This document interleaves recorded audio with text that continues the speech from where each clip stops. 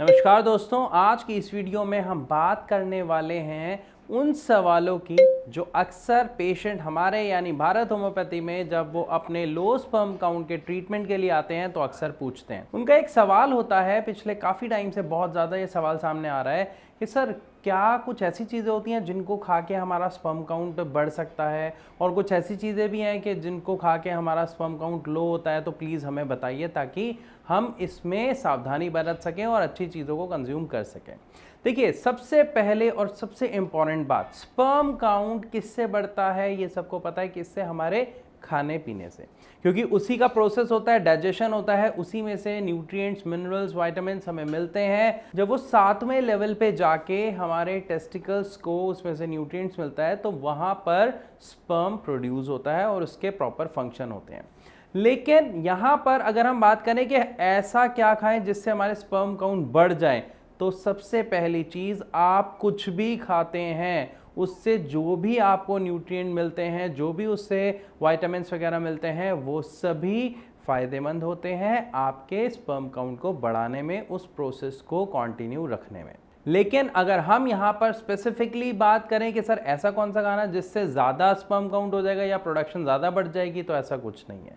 जितना हेल्दी खाना होगा उतना अच्छा आपका स्पर्म का साइकिल आपको देखने को मिलेगा। लेकिन दूसरी तरफ फिर सवाल आता है कि ऐसा क्या खाएं या ऐसा कहीं हम कुछ तो नहीं खा रहे जिससे स्पर्म काउंट पर इफेक्ट पड़ता है या जिससे वो लो हो जाते हैं। तो यहाँ पर भी आपको जवाब पता है, मैं आपको समझाता हूँ कैसे पता है। और दोनों चीज़ों का जो मेन जड़ है, जो रूट कॉज है, उसको समझ लीजिए तो आपकी समस्या ऑटोमेटिकली आधी से ज्यादा आप खुद ठीक कर लेंगे। देखिए, यहां तक हमने समझ लिया कि ऐसा क्या खाएं जिससे बढ़े। अब ऐसा क्या खाते हैं हम जिससे हमारे स्पर्म काउंट पर फर्क पड़ता है? तो जितने भी आप जंक फूड खाते हैं, पैक्ड आइटम्स खाते हैं, टेट्रा पैक में आप चाहे जूस पी रहे हैं, कोल्ड ड्रिंक पी रहे हैं या कुछ भी ऐसी चीज जो पैक्ड ले रहे हैं, वो कहीं ना कहीं आपके स्पर्म काउंट पर इफेक्ट डाल सकती है। मैं क्यों कह रहा हूं ऐसा, आप खुद समझिए। आपने मोमोज खाए, आपने चाउमीन खाई, या आपने इवन मैगी खाई, बर्गर खाया, व्हाटएवर, क्या इससे आपको कुछ न्यूट्रिएंट मिल रहा है? क्या आपकी बॉडी को इससे कुछ मिल रहा है सिवाय एनर्जी और फैट के? आप खुद सोच के देखिए। आप खाते हो, आपको टेस्ट आता है, मजा आता है, पेट भर जाता है, एनर्जी मिलती है, दैट्स इट। लेकिन अगर हम बात करें इसकी न्यूट्रिशियस वैल्यू की, तो क्या हमारी बॉडी ने कुछ ऐसा कंज्यूम किया? हाँ या ना? आंसर आपको खुद मिल गया। अब खुद सोचिए, जब हमारी बॉडी को इतनी चीजें ही नहीं मिल रही जिससे हमारी बॉडी के बाकी ऑर्गन्स ठीक से अपना काम कर पाए या उन्हें न्यूट्रिशन मिल जाए, तो 7वें लेवल तक न्यूट्रिएंट्स मिलने की तो बात ही नहीं आती।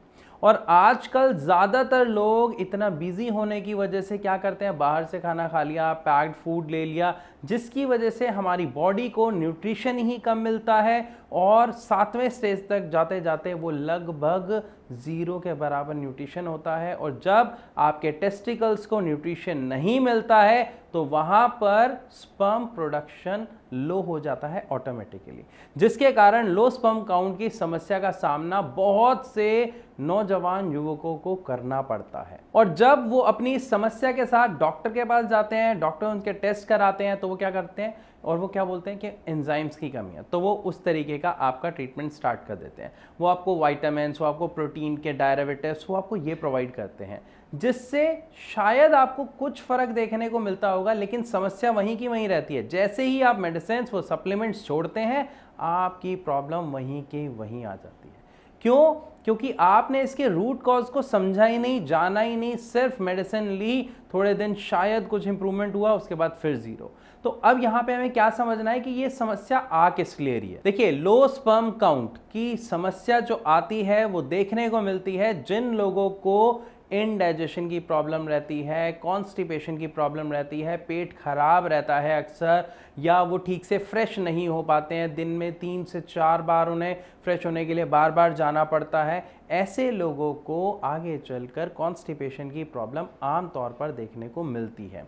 और अक्सर ये कॉन्स्टिपेशन की प्रॉब्लम या इनडाइजेशन की प्रॉब्लम लोगों को देखने को कब मिलती है? अब खुद सोचो, लास्ट टाइम आपने जब पिज्ज़ा खाया था तो आपको क्या हुआ? अगले दिन आप फ्रेश हो पाए थे? ठीक से नहीं हो पाए होगे, है ना। सुबह जाके जोर लगाना पड़ता है, गंदा गंदा सा फील आता है, पेट में आलस आलस बना रहता है। क्यों? मैदा है।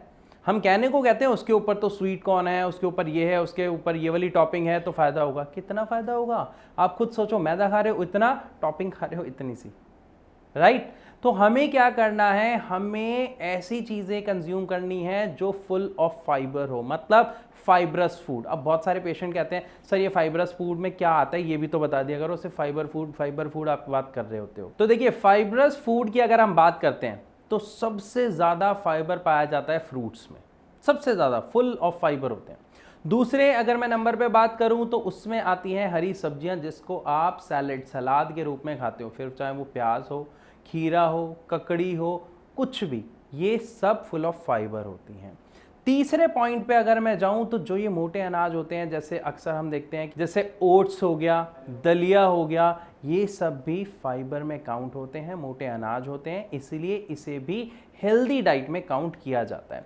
और अक्सर ऐसा देखा जाता है जो लोग इसे कंज्यूम करते हैं, देखिए आप खुद सोचिए, जब आप जिम जाते हो तो आपके डाइटिशियन, आपके जिम कोच क्या करते हैं, आपको ऐसी चीज़ें एनहांस करवा देते हैं आपकी डाइट में, जिसकी वजह से आपको रिजल्ट देखने को मिलता है पूरी बॉडी में। क्यों? क्योंकि न्यूट्रिशियस वैल्यू उसकी हाई हो गई तो 7 स्टेजेस पे पूरा न्यूट्रिशन आपकी बॉडी को मिलता है, साथ में आप थोड़ा बहुत वर्कआउट करते हो तो उसका रिजल्ट आपको पहले और दूसरे महीने में बहुत अच्छा देखने को मिल जाता है। सिर्फ यही सबसे पहला काम आपको करना है अपने साथ। क्या करना है? अपनी डाइट में सुधार करना है और साथ में जो रूट कॉज है यानी आपका इंडाइजेशन, आपका कॉन्स्टिपेशन, उसके ऊपर वर्क करना है। तो यहां पर मैं आपको कुछ निशानी बताता हूं। अगर मान लीजिए आपका जो स्टूल है यानी आपका जो मल है, अगर वो अत्यधिक टाइट है या फिर वो चिपचिपा अगर आ रहा है, उसके साथ आंव आ रहा है, तो ये तीनों निशानियां होती हैं कि आपको पेट की गंभीर समस्या है, जिसको समय रहते ठीक करना बहुत आवश्यक है अगर आप चाहते हैं कि लो स्पर्म काउंट की समस्या को आप जड़ से खत्म करें और एक नॉर्मल और हेल्दी लाइफ आप दोबारा जीना शुरू कर दें। अब यहां पर एक और चीज आती है, देखिए डाइट हमने समझ लिया और हमने इसके रूट कॉज के भी बारे में समझ लिया, लेकिन अगर हम इसके ट्रीटमेंट के बारे में बात करते हैं तो यहां पर मैं बाकी किसी ट्रीटमेंट के ऊपर अभी आपसे बात नहीं करूंगा। क्यों? क्योंकि हो सकता है उनमें से काफी तो आप ऑलरेडी ट्राई कर चुके हो, चाहे वो एलोपैथ हो या आयुर्वेद हो, लेकिन अब तक आपने होम्योपैथिक ट्राई नहीं किया होगा, मैं कंफर्म हूं इसमें। रीजन क्योंकि हम होम्योपैथिक को इतना सीरियसली कई बार नहीं लेते हैं। लेकिन क्या आप जानते हैं होम्योपैथिक कितना असरदार ट्रीटमेंट है? होम्योपैथिक का कोई साइड इफेक्ट नहीं होता, ये बहुत फास्ट एक्शनिंग होता है। रीजन, ये अल्कोहल बेस्ड मेडिसिन होती हैं जिसका एसिमिलेशन यानी कंज्यूम बड़े आसानी से, बड़ी जल्दी हो जाती है, ब्लड के साथ मिलके अपना काम करना तुरंत स्टार्ट कर देती है। मैं ऐसा क्यों कह रहा हूं समझिए। होम्योपैथिक में मेडिसिन क्या होती हैं? शुगर बॉल्स होती हैं छोटी छोटी, उसमें दवाई मिक्स की जाती है और वो कुछ गोलियां आपको खानी होती हैं। तो जब वो आप गोलियां लेते हैं तो आप उसे चबाते हैं, चूसते हैं? चूसते हैं ना। तो मतलब जीभ से ही आपकी दवा आपके ब्लड में मिलती है और काम करना शुरू कर देती है। लेकिन इसी के दूसरी तरफ चाहे आप एलोपैथ लें या आप आयुर्वेद लें, दोनों में आप दवा खाते हैं, वो आपके पेट में जाती है, डाइजेस्ट होती है, उसके बाद जाके वो अपना काम करना शुरू करती है। तो इतना टाइम होम्योपैथिक मेडिसिन में नहीं लगता है। साथ ही इनको लेना बहुत आसान है, छोटी सी डिब्बी होती है, आप कहीं पे भी कैरी कर सकते हैं। इवन कुछ मेडिसिन हम पानी में मिला के भी लेते हैं तो वो भी लेना बहुत आसान होता है। इसीलिए होम्योपैथिक मेडिसिन और होम्योपैथिक ट्रीटमेंट जो लोग लेते हैं उन्हें पता है कि ये कितना असरदार है आपकी समस्या को खत्म करने में। जी हाँ, मैं स्पेशली कह रहा हूं आपकी समस्या को खत्म करने में, क्योंकि होम्योपैथिक आपको टेम्परेरी इलाज या टेम्परेरी सुकून नहीं देता, वो आपकी समस्या की जड़ पर काम करता है और समस्या को खत्म करता है।